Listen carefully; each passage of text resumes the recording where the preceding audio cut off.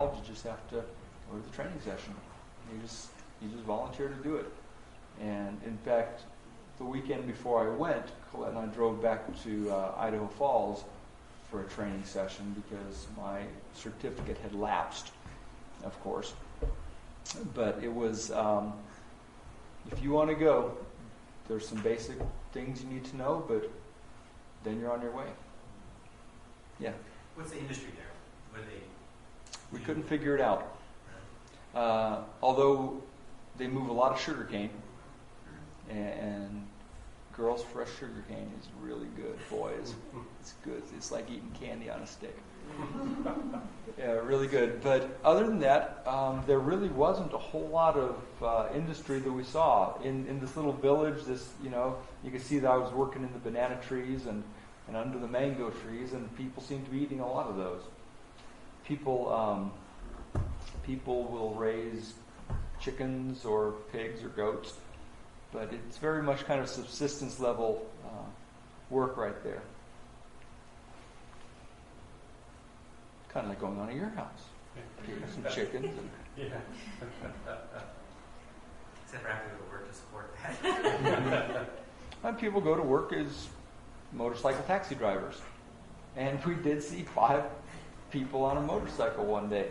And now, admittedly, 2 of them were pretty small. But I've never tried it.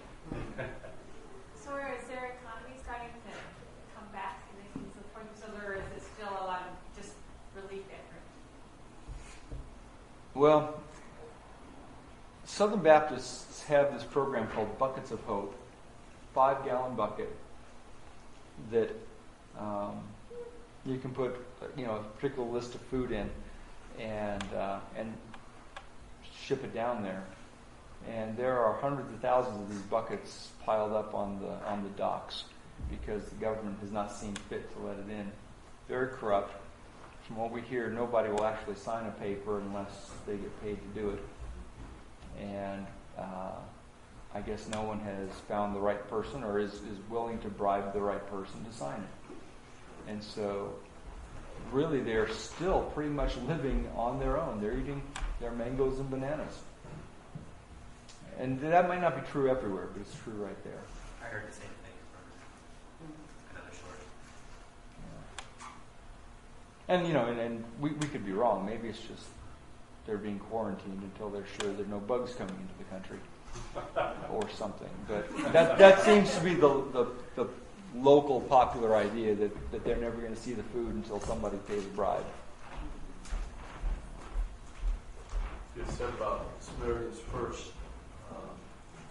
One of the things you can, because in Southern Baptists, we do the relief work. Red Cross would tell you that they can't function without Southern Baptists because we provide the workers and the vehicles to do all the food and but Samaritans First, if you want to give to that, we get a Christmas catalog, and you can buy. We bought bee boards this year, and that helps them. They'll send them wherever they're going to go, and that gives them a job.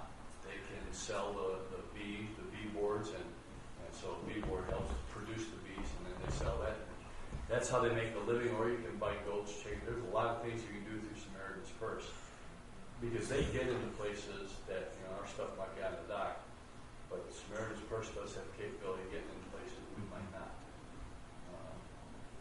So there are a lot of things that you can do through that. And in Haiti, they have a factory that turns out these things.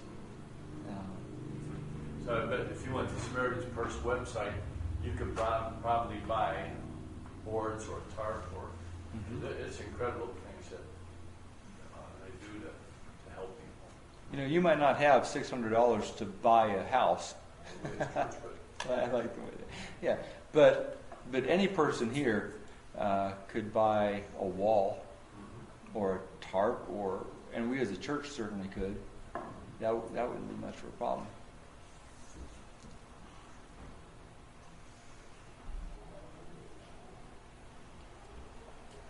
Well, I'm going to be around off and on. But I would love to talk to you if you have questions about it. It was quite an experience. But let me just close with this thought, okay? There is not a guy in this room that could not go down and build these houses. We weren't using any special skills that we don't use at workday at University Baptist Church. That's not true. Your thumb isn't bandaged. I know mine. You can be the one to hold the wall. Somebody's got to hold the wall.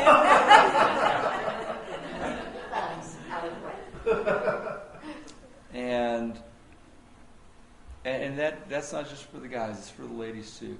If we wanted to take a week off and go down there together, just like, UBC mission trip, we could do it. And you guys could do exactly what I did all week. And you could have all the blessings I had. If you're working in the power and the calling of the Lord. So don't think that this is about some great mystical thing. It's about willingness to go and listen to the voice of God. So blessings on each one of you. Pastor?